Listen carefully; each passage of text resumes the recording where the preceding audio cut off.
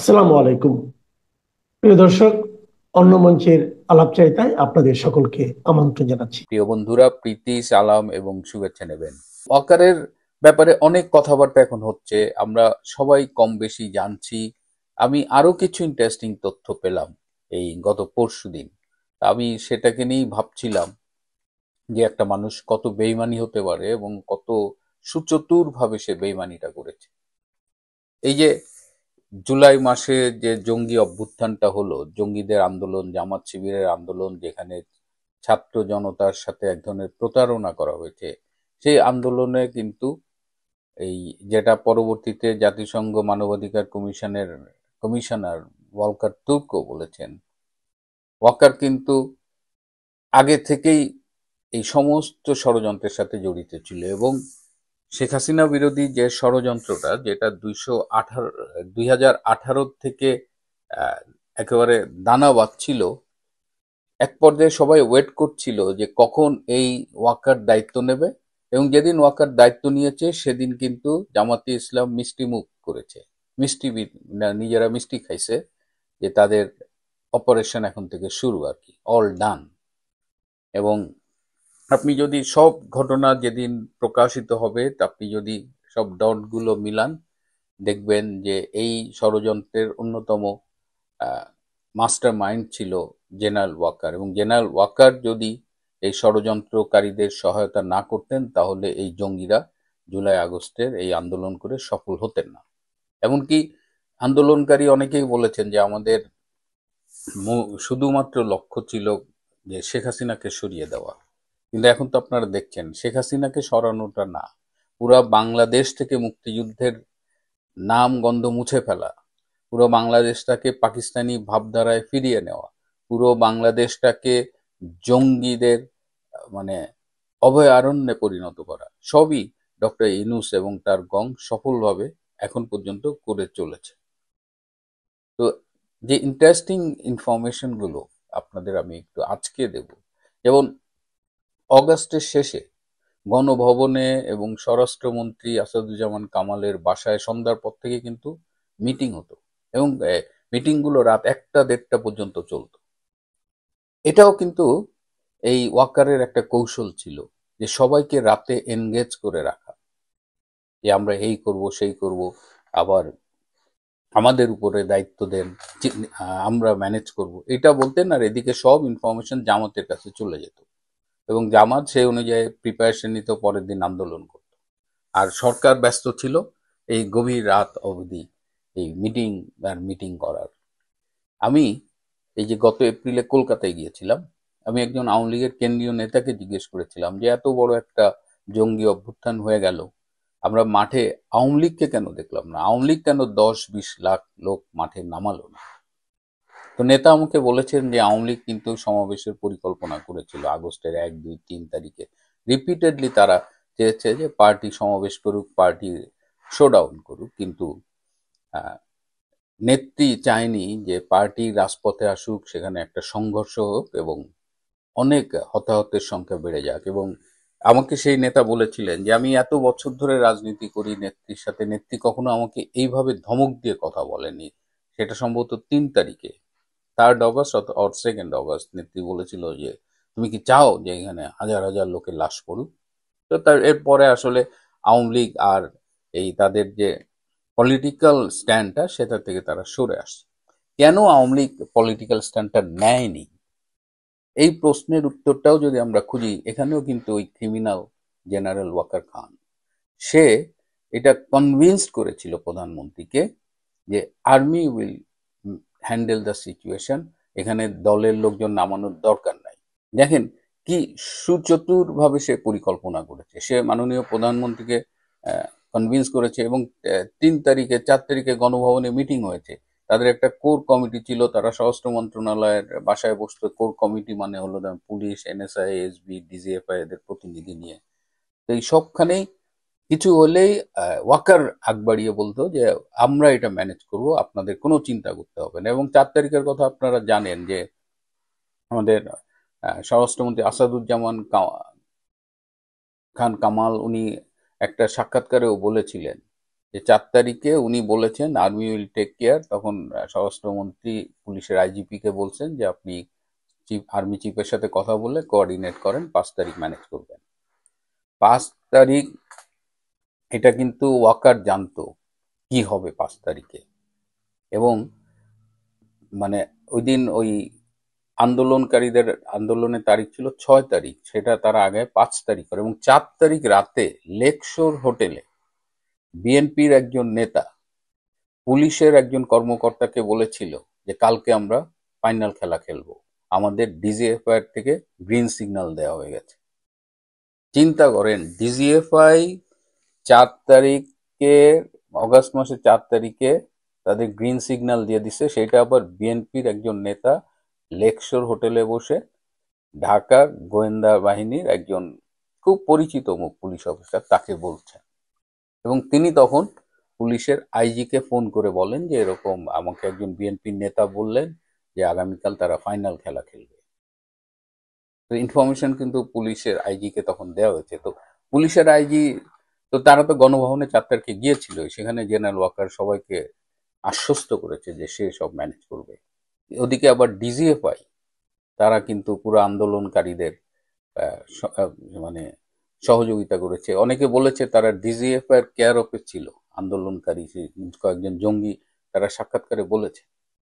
সব শেষে 5ই অগাস্ট সকাল 10টা পর্যন্ত কিন্তু ঢাকায় কেউ ছিল না। এর মধ্যে আর্মির থেকে আন্দোলনকারীদের কাছে, সে কিছু জামাত শিবিরের জঙ্গিদের কাছে ইনফরমেশন যায় যে তোমরা চলে আসো, রাস্তায় বাধা দেওয়া হবে না। তো উত্তরার থেকে একটা ঢল আসে। সেই ঢলে তখন দেখা যায় যে উত্তরার পুলিশের যারা এসি ওসি ডিসি ছিল তারা তখন সরে যেতে বাধ্য হয়। গুলশান থানারও এক অবস্থা। তখন পুলিশের আইজিপি মামুন সাহেব তিনি ফোন করেন আপনাদের খুব আলোচিত সেই ঢাকার ডিবির ডিআইজি যিনি ছিলেন হারুন হারুন ভাইকে পুলিশের আইজি ফোন করেন এবং বলেন যে হারুন, উত্তরা গুলশানে তো পুলিশ ওভাবে প্রতিরোধ গড়ে তুলতে পারছে না, একটা মব আসতেছে, তুমি এই মবটা ঠেকাও। তখন এই হারুন সে তার বাহিনী নিয়ে গিয়ে সে রাস্তা ব্লক করে। সে এয়ারপোর্ট বা ওই যে রেডিসন হোটেল ওর সামনে আর ব্লকেটটা দেয়নি, কারণ ওখানে প্রচুর ফরেনার টরেনার থাকে এবং মব তো হিউজ মব তারা আসতেছিল ঢাকা অভিমুখে। তখন সে বনানীর কাকলির ওখানে একটা ব্যারিকেড দেয় যে এখানে আসলে মব কন্ট্রোলের যা যা করা সব প্রস্তুতি নেয়, কাঁদুনে গ্যাস ট্যাস নিয়ে। ঠিক সেই সময় সেনাবাহিনীর একজন ব্রিগেডিয়ার এবং একজন কর্নেল পদমর্যাদার এই দুইজন অফিসার এসে আহ, হারুন ভাইকে বলেন যে হারুন সাহেব, আপনি তো খুব পপুলার মানুষ, আপনাকে আমাদের বড় স্যাররা সবাই খুব পছন্দ করেন, ডিজিএফআই আপনার খুব প্রশংসা করেন। তো আপনি এখানে থাকলে সমস্যা হতে পারে, আপনাকে সবাই চেনে, আপনি এখান থেকে সরে যান, আপনার ফোর্স থাকুক এবং আমরা তো আছি, আমরা এই মব আমরা কন্ট্রোল করব। তখন হারুন সাহেব ফোন করেন পুলিশের আইজিপি কে এবং পুলিশের আইজিপি বলেন যে যেহেতু তারা বলছে তাহলে তুমি চলে যাও।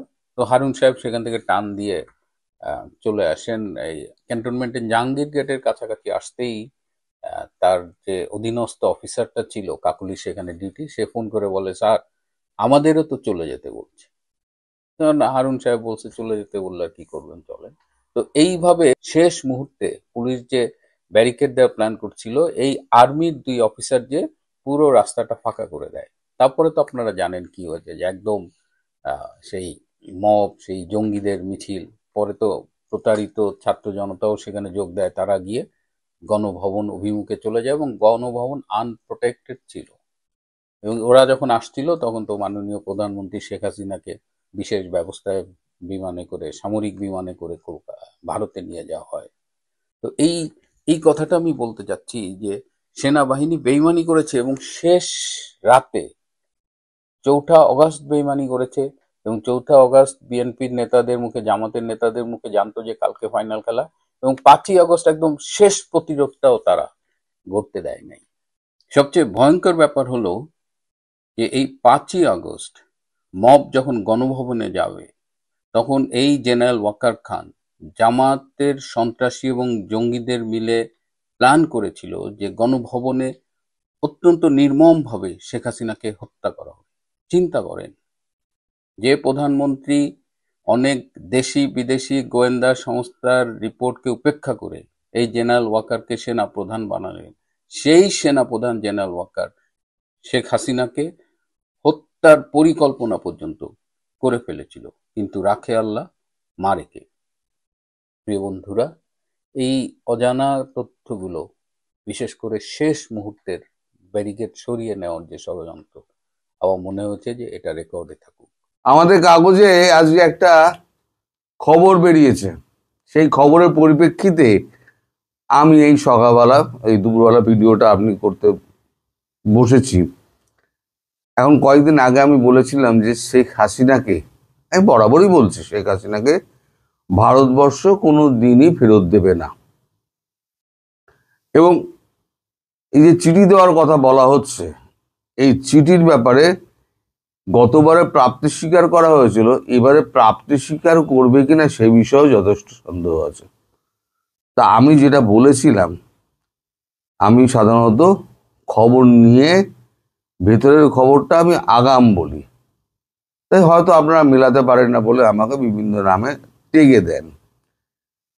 তা যাই হোক, এখন আমাদের কাগজে একটা খবর বেরিয়েছে, খতিয়ে দেখা হবে আইনি দিক, হাসিনা ফেরতের চিঠিতে হেলদোল নেই ভারতের। এই দেখুন,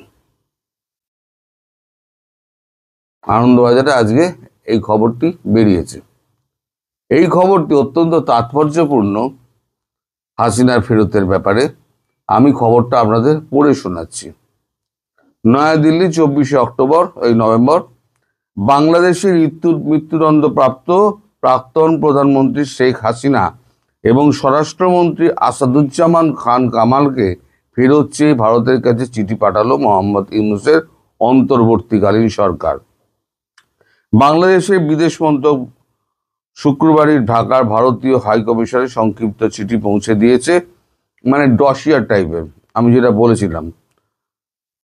নয়াদিল্লি সরকারিভাবে এখনো পর্যন্ত এই চিঠির কোনো উত্তর দেয়নি বা মন্তব্য করেনি।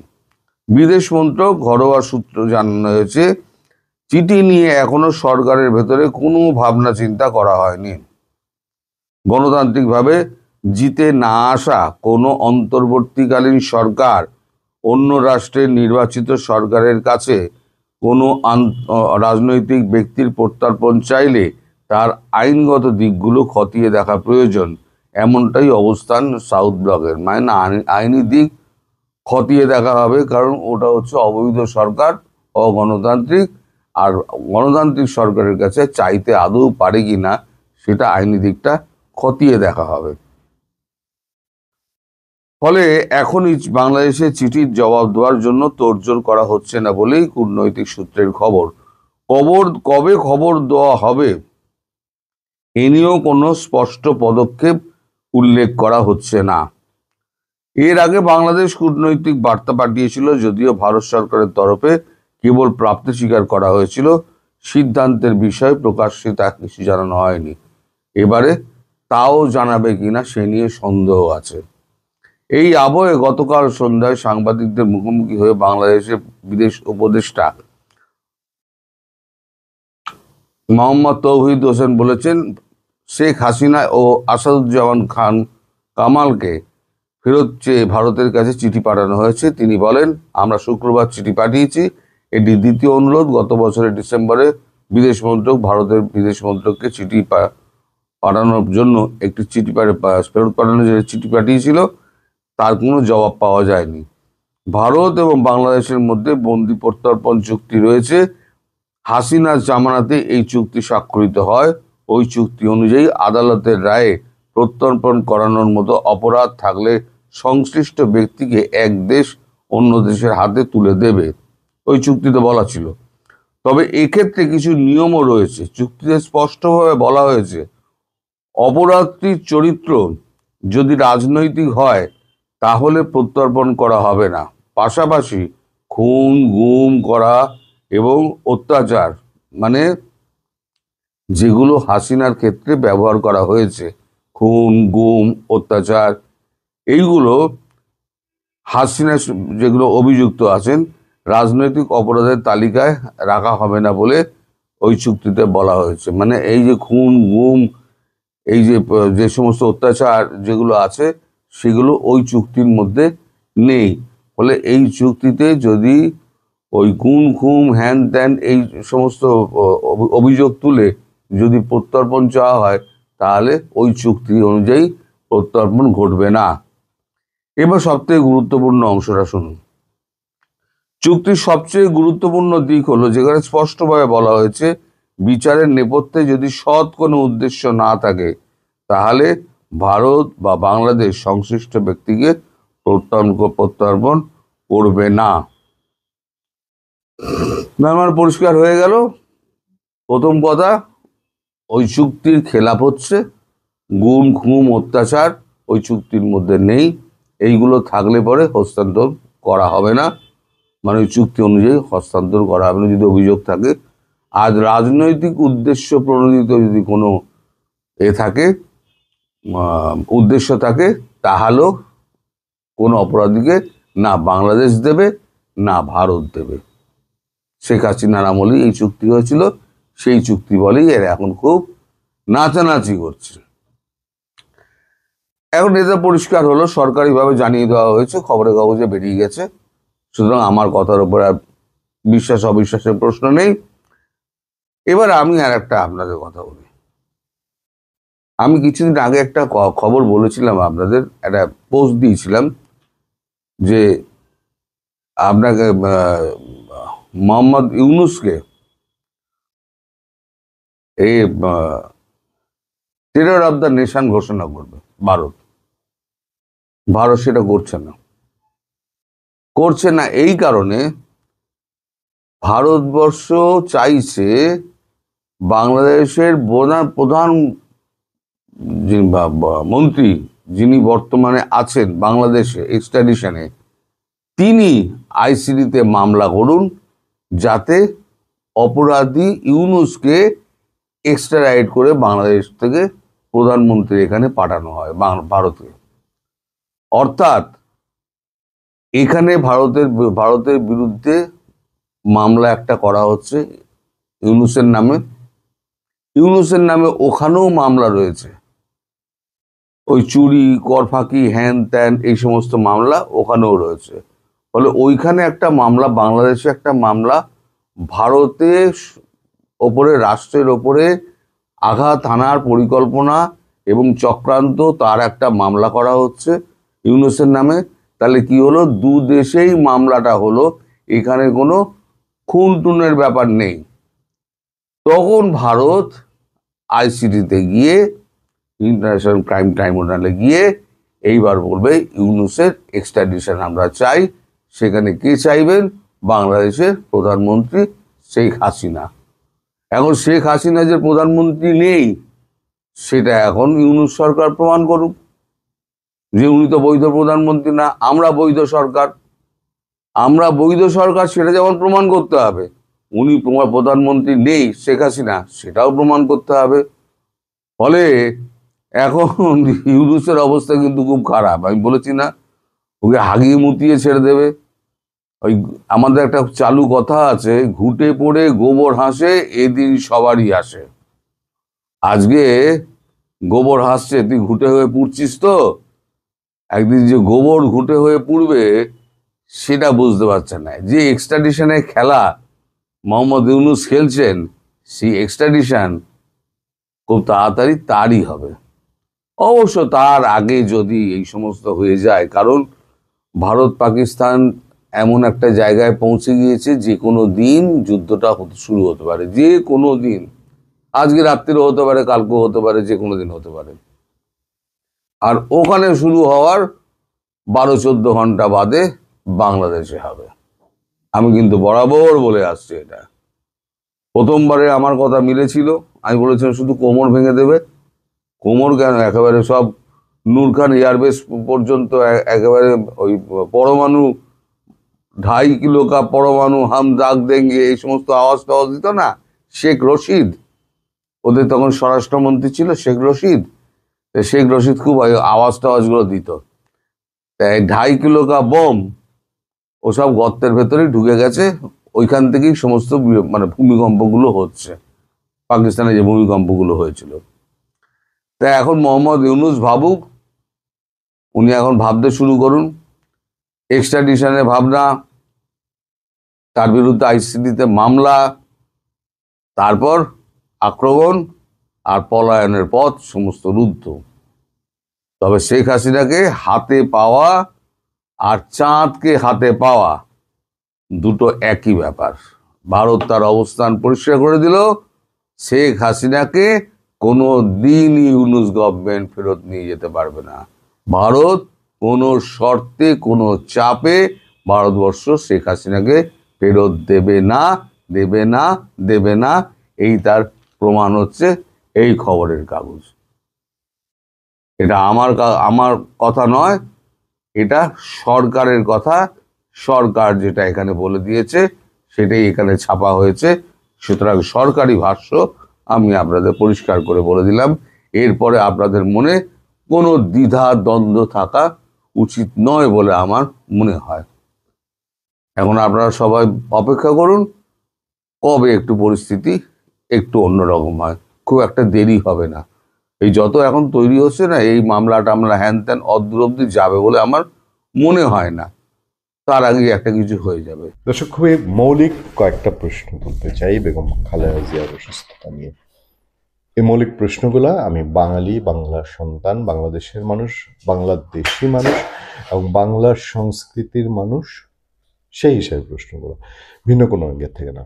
আজকে বেগম খালেদা জিয়ার অসুস্থতা সম্পর্কে বিএনপির পক্ষ থেকে যে তথ্যগুলো দেওয়া হয়েছে, তথ্যগুলো একটু দেখবেন। না, বেগম খালেদা জিয়ার জায়গায় নিজের মাকে বসিয়ে আপনি একটু তথ্যগুলো চিন্তা করবেন আগে।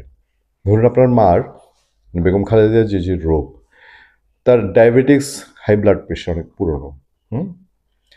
এর মধ্যে জটিল থেকে জটিলতর হয়েছে তার হার্টের প্রবলেম ছিল আগে। সেই প্রবলেমটা কোন মাপের, যে একজন মানুষের পেসমেকার এবং রিং বসানো আছে, স্টেনটেন করা হয়েছে, তারপরেও হার্টের জটিলতা আছে। আচ্ছা, তিনি রিসেন্টলি ফুসফুসে সংক্রমিত হয়েছেন, এটা রিসেন্ট। লিভার সিরোসিসে আক্রান্ত, diabetics, liver cirrhosis, high blood pressure, হার্টের পেশেন্ট, কিডনি আক্রান্ত,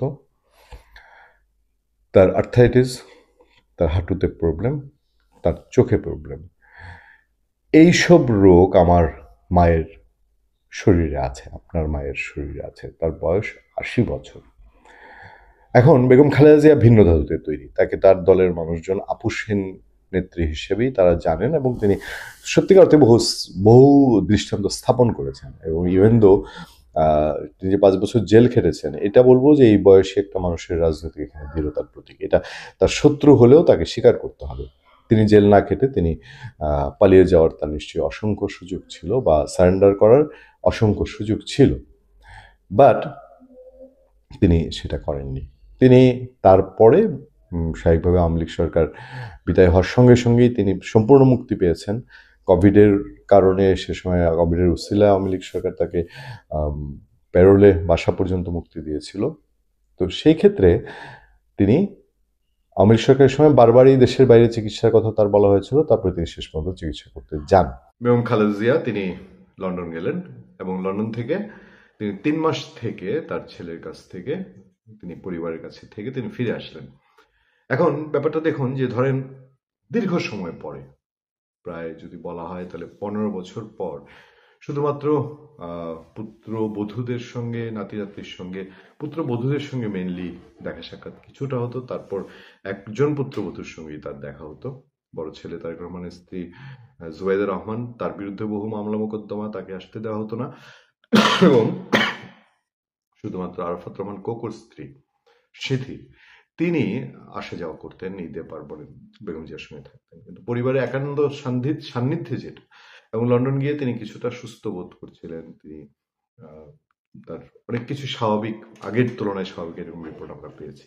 তো ওই যে আমি বলছিলাম আপনাদেরকে, আপনি আপনার নিজের মায়ের জায়গায় চিন্তা করে দেখুন, যে আপনি হয়তো সেই সময়টায় আপনি আপনার মাকে এর পরে আর কোনো ঝুঁকিযুক্ত জীবনের দিকে ঠেলে দেবেন না। এখন উনি লন্ডন থেকে ফিরে আসলেন, বেগম জিয়া, আমি বারবারই আপনাদেরকে বলছি যে তিনি হয়তো হয়তো বা আমরা এটা হয়তোই বলবো, কারণ পলিটিক্স যারা করেন তারা জীবনের শেষ নিঃশ্বাস পর্যন্ত পলিটিক্স করেন, নির্বাচন করতে চান, এবং যে আগামী নির্বাচন করার কথা, তার দল তার নির্বাচনের মনোনয়ন লিস্টে তার নাম রেখেছে। সেই জায়গায় তিনি নিজেই হয়তো আগ্রহী, শেষ অবস্থায় বা শেষ সংকট, শরীরে এতগুলো জটিলতা রেখেও ধরে নিচ্ছি যে তিনি নিজে আগ্রহী, বা দেশের এই চ্যালেঞ্জ মোকাবেলায় তিনি পিছিয়ে থাকতে চান না, এটা তার রাজনৈতিক বৈশিষ্ট্য, সেই জন্য তিনি হয়তো চলে আসলেন, তার পরিবার হয়তো আটকাতে চায়নি। কিন্তু সবশেষ এসে যে ঘটনাটি ঘটলো, দেখেন, এই যে আগে তার রোগের বর্ণনাগুলো আমি দিলাম, বললাম আপনার মায়ের ক্ষেত্রে চিন্তা করে দেখেন, সেটা হওয়ার পরে 21 নভেম্বর 2025 সশস্ত্র বাহিনীর দিবসের অনুষ্ঠানে বেগম খালেদা জিয়া যোগ দিতে পারেন। প্রথমে পত্রপত্রিকায় এই নিউজটা এসছে। বিএনপি সূত্রে জানানো হয়েছে বেগম খালেদা জিয়া যাবেন, এবং বেগম খালেদা জিয়ার মিডিয়া উইং থেকেও জানানো হয়েছিল বেগম খালেদা যাবেন। তারপর আবার বেগম খালেদা জিয়ার মিডিয়া উইং থেকে, তার পক্ষ থেকে জানানো হয়েছে যে চিকিৎসকরা তাকে পরামর্শ দেবেন, চিকিৎসকদের পরামর্শক্রমে তিনি সেনাকুঞ্জে যাবেন। আচ্ছা, ফাইনালি তিনি সেনাকুঞ্জে গেলেন, এবং তার শারীরিক অবস্থা অ্যাট এ গ্ল্যান্স যারা দেখেছেন তারাও বুঝেছেন যে আসলে এই বয়সে এত রোগে আক্রান্ত একটা মানুষ। প্রশ্নটা আমি কাকে করবেন, তার চিকিৎসক দলকে, নাকি দেশে যার তার পরিবারের সদস্যরা আছে তাদেরকে, যারা সামনে থেকে দেখছেন যে এতটা গুরুতর অসুস্থ? ওই যে বারবারই প্রশ্ন করছি যে আপনার পরিবারের একজন বয়োবৃদ্ধ সদস্যের দিকে ফিরে তাকিয়ে বলুন, যিনি এতগুলো গুরুতর রোগে আক্রান্ত, যাকে নিয়ে এর আগে অনেকবার আওয়ামী লীগ সরকারের সময় জীবন মরণ সন্ধিক্ষণে বলে জানিয়েছেন বিএনপিরই মহাসচিব মির্জা ফখরুল ইসলাম আলমগীর, এবং তাকে তিলে তিলে মৃত্যুর দিকে ঠেলে দেওয়া হচ্ছে আওয়ামী লীগ সরকার, এরকম কথাও বলছেন। সেই মানুষটিকে যারা এখন তাকে সামনে থেকে দেখছেন তারা অ্যালাউ করলেন এই শীতের সময়ে রাতের বেলায় বেগম জিয়া ওই অনুষ্ঠানে যাবেন। এটা ধরলাম বেগম জিয়া নিজেই চেয়েছেন, বা তাকে যারা ইনফর্ম করেছে তারা, বা তার আশেপাশের যারা বুদ্ধি দেন, আমি এখন বুদ্ধি বলতে পারছি না, কুবুদ্ধি, একটা মানুষকে 80 বছর বয়স্ক একটা মানুষ আমার সামনে যদি আসে, আর তাকে যদি অচেনা মানুষ যদি বলে যে এই ভদ্রলোকের এই রোগ আছে, আপনি একটু এই প্রোগ্রামে যাওয়ার জন্য আপনি একটু পরামর্শ দেন তো, তিনি যেতে চাচ্ছেন, যেতে দিব কিনা। এখন তার সন্তানরা যদি মনে করে থাকে ওই যে যার পরামর্শ আসলো যে হ্যাঁ, মা তো এসবের মধ্যে গিয়ে একটু হয়তো রিফ্রেশমেন্ট পান, একেবারে ঘরে বন্দি থেকে উনি আসলে কেমন হয়ে যাবেন, একটু বাইরে গেলে যদি এটা মানসিক একটা প্রশান্তি তৈরি করে, এটা ভাবলে কিছু বলার নেই। কিন্তু এরকম ঝুঁকিপূর্ণ রোগে ওই জায়গায় রিফ্রেশমেন্টের মধ্যে যাওয়াটা ডক্টর অ্যালাউ করলো কিভাবে, আর যিনি অসুস্থ তার পরিবার কিভাবে অ্যালাউ করলো, এই প্রশ্নটা কি আমরা বিনয়ের সঙ্গে তুলতে পারি না? তিনি যে আজকে গিয়ে হার্ট এবং লাঙের ইনফেকশনে পড়েছেন, জীবন মৃত্যু রোগ সবকিছুই স্রষ্টার ইচ্ছায়, স্রষ্টার ইচ্ছার বাইরে গাছের পাতাও নড়ে না, কিন্তু তদবির করতে চেষ্টা করতে তো তিনিই বলে দিয়েছেন, সুস্থ থাকতে শরীরের যত্ন নিতে তিনিই বলে দিয়েছেন। এখন যেই মানুষটা নিজে এখন তার শরীরের 80 বছর বয়সী যত্ন রাখার জন্য নিজে অ্যাভেল না, এটা বুঝতে তো আর বাকি থাকে না, তার আশেপাশের মানুষজন তার সার্বিক সবকিছু দেখবে। সেই মানুষগুলো মাত্র 2 দিন, 21 তারিখে তাকে পাঠানো হয়েছে, 22-23 গেল, 24 তারিখে তাকে হাসপাতালে দৌড়াতে হলো, এবং হাসপাতালে যাওয়ার পরে জানানো হলো তার এই চিকিৎসক টিমে তিনি হার্ট এবং লাঙের ইনফেকশনে ভুগছেন। আপনি এবার বলেন তো যে এইটা কি দায় তোলার প্রশ্ন করার মতন ইস্যু না? মানে এই বিষয়ে আমরা প্রশ্ন করাটা কি কোনো অবান্তর কিছু? আমি বিএনপির ফলোয়ার যারা আছেন, বিএনপির নেতা কর্মী সমর্থক, সবার কাছেই আমি, সবার উদ্দেশ্যে আমি বলছি তারা বেগম জিয়ার এই অসুস্থতায় শকড হবেন, এটাই স্বাভাবিক, এবং তারা কষ্ট পাবেন, তারা টেনশনে থাকবেন। তাদের মধ্যেও কি এই প্রশ্ন উঠছে না যে এরকম অসুস্থ একজন মানুষকে কেন এই ধরনের একটা প্রোগ্রামে পাঠানো হলো বা অ্যালাউ করা হলো? তিনি যদি নিজেই চেয়ে থাকেন তাহলে কেন বলা হলো না যে না, এই প্রোগ্রামটা না গেলেও চলে? ভালো থাকবেন।